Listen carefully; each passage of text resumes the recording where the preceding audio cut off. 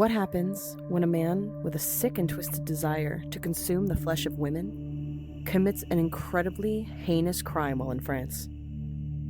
Well, he becomes an adored celebrity, of course.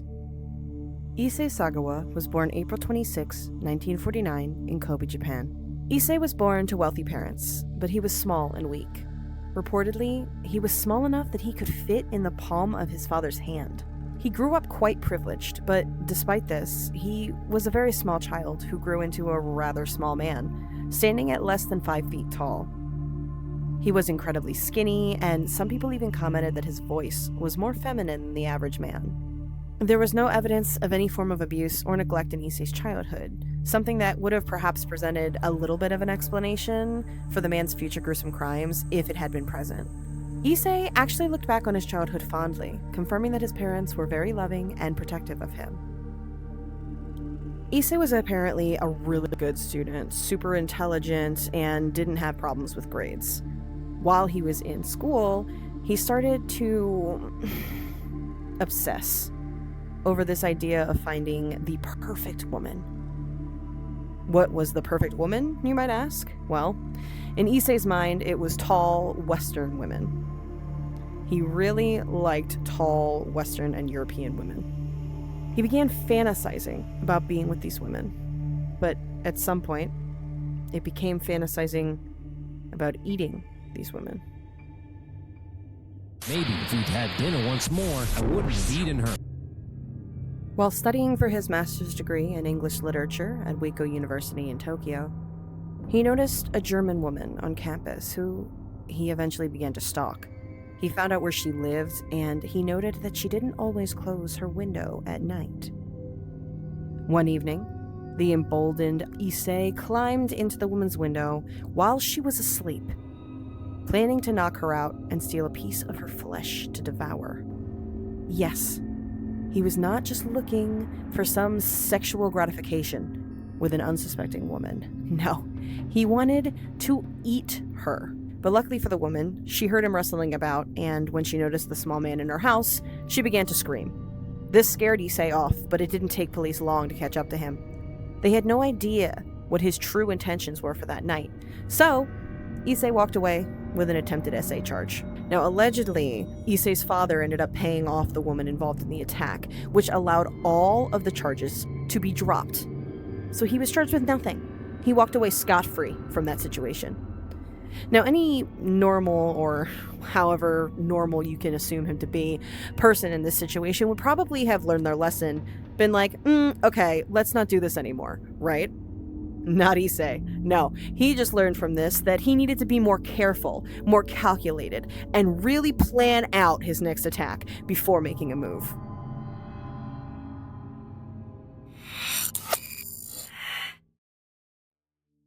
Issei began attending Sorbonne University in Paris in 1977. During this time, Issei began bringing home prostitutes with a plan to pull out a .22 caliber rifle on them when they were unaware, kill and devour their flesh. Each time that he brought a woman home, he would get to the point of having the barrel of that gun staring down the back of the heads of these unsuspecting ladies, only to hesitate and back down at the last moment. Over and over again, this was how his nights played out. Over and over again, he would bring himself to just the brink of no return, only to recede from the edge and hide back in the shadows to fight internally with his desire to feed on the flesh of beautiful women and his guilt and shame in knowing it was wrong. When it finally seemed like Issei may never actually go through with his evil intentions, he met Renee Hartefeld.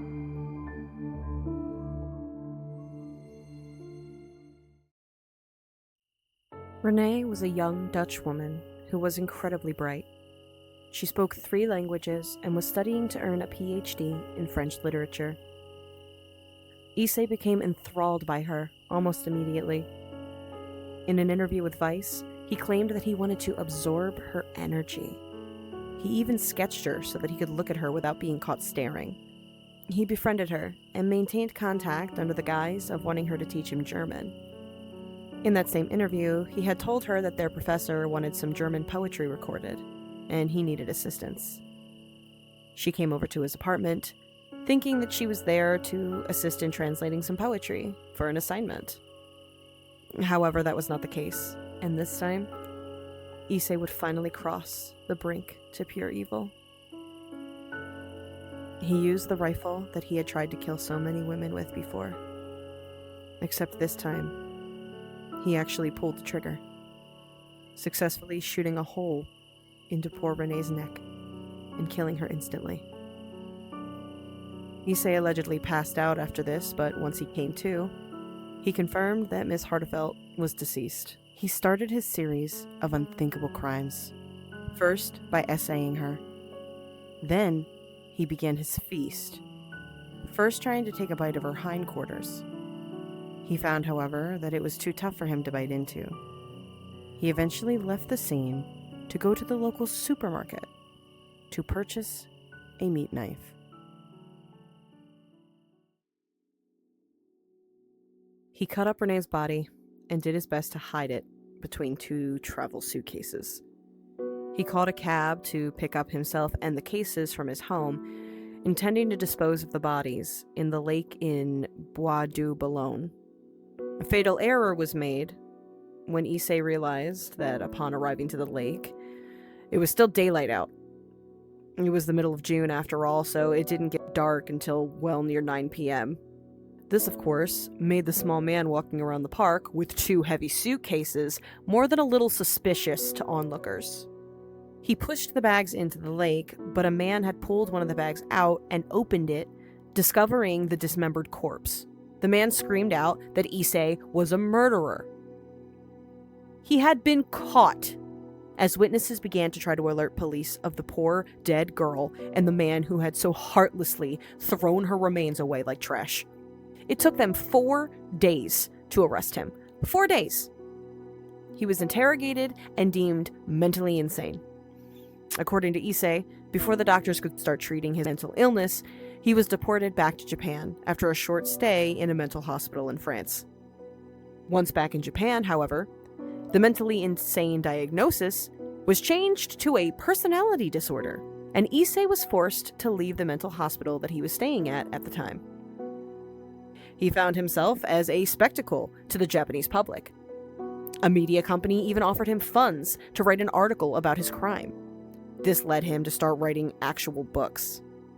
In his interview with Vice, apparently he was offered the chance to create a manga to be published by a company known for creating Lolita manga.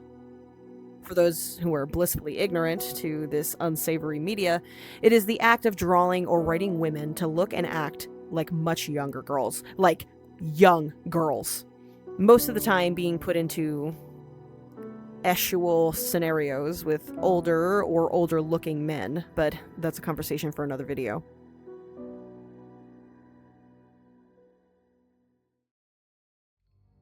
Issei claimed that his life was truly difficult after being set free, that he even stole from his family to pay for his obsession with Western women. But it's hard to have sympathy for a man who literally profited for years off taking the life of a promising young woman for his deviant desires. He went on several extravagant trips on his father's dime with 2 white women named Rhonda and Talia, who seemingly were unaware of his crimes until much later in their strange relationship. Eventually, by his own account, he graduated from Western women at the end of his life, and instead obsessed with Japanese women, admitting in his interview with Vice that he still found women to look delicious. Apparently, Issei was even in a corn film where he didn't tell the actress involved of his crimes until after they had done the intimate deeds for the film. I couldn't imagine what was going on in that young woman's mind when he was just telling her about these things, showing her pictures, showing her his books. He even published a book that had Renee's autopsy photos on full display, uncensored. Which, while we're on the topic of that, I do want to take a moment and say that while these interviews that I read and watched were very helpful with the research for this video, the lack of remorse, care, any emotion at all while talking about the woman, about Renee, and what he did to her, watching him smile at the sight of what he did, at looking at these photos, truly put the biggest, most uncomfortable pit in my stomach.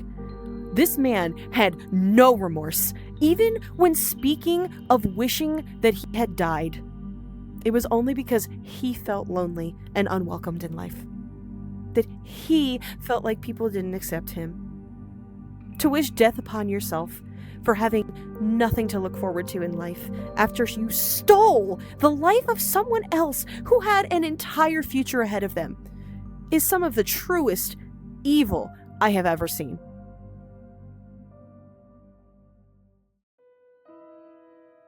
At the end of his interview with Vice, this monster admits that he fears his cannibalistic tendencies would soon return now that he couldn't pleasure himself to keep it at bay.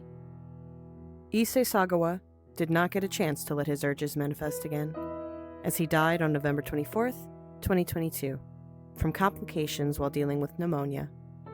He was 73 years old. Far too old, in my opinion. There was never any justice for Renee Hartevelt. There was no true closure for her or her family. Issei lived as a celebrity, walking through life as if he didn't snuff out the light of a truly beautiful soul for nothing more than a perverted fantasy. This situation truly seems to be an almost perfect example of the way that society can warp a situation that seems so black and white into a gray scale of confusion. Let us not forget that a bright, beautiful young woman had lost her life to a selfish pervert. And if nothing else can be taken from this case, let it at least be a lesson that we never really know what someone will do. So we should always be vigilant, always be aware, and trust your instinct if something or someone doesn't feel right. While this monster may be gone, many like him hide in the shadows. Stay safe, and remember that you are not alone.